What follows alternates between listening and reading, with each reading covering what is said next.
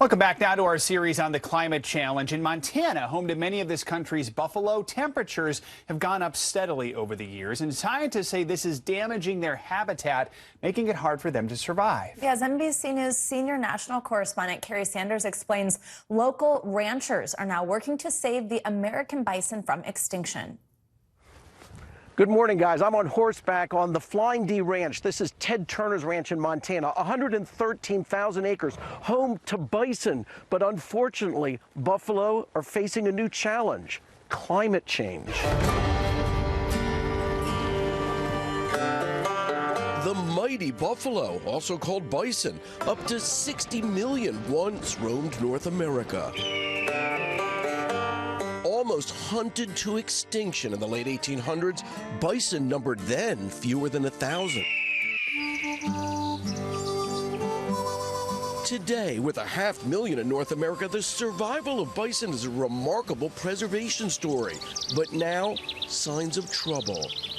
Biologists say the big, powerful buffalo are shrinking. It is a profound consequence of climate change that wildlife are beginning to be very different than they've been over their evolutionary past. Data from the last 5 decades confirms females are 11% smaller, males 23% smaller. When the seminal movie Dances with Wolves was released 32 years ago, ranchers feared that troubling trend had already started. Bison are definitely a more wild animal than cattle. Rancher Jeremy Gingrich says those brown grasses reflect National Weather Service data for the last 22 years, where the buffalo roam has fluctuated from abnormally dry to exceptional drought. What concerns me when I see the dry range is, are we going to have enough grass to maintain the bison herd through the summer? A rancher's goal is straightforward: big animals, big herd. Here, their meat, low in fat, high in iron, ends up at one of Ted's Montana Grill restaurants. Without the financial incentive, there was no reason for anybody in the private sector to have a herd of bison. The chain started 20 years ago by media mogul and conservationist Ted Turner.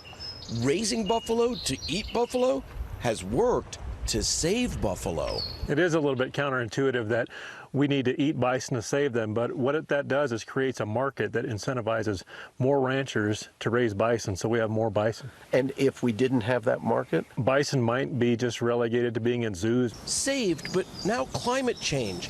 Records in Montana show in just one generation, temperatures have risen 2.7 degrees. Bison can't sweat like we do. What they have to do instead is pump their blood faster and harder. That takes energy. Energy that saps their iconic bulk. Ted Turner's ranches once supported more than 55,000 bison. Now it's down to 45,000.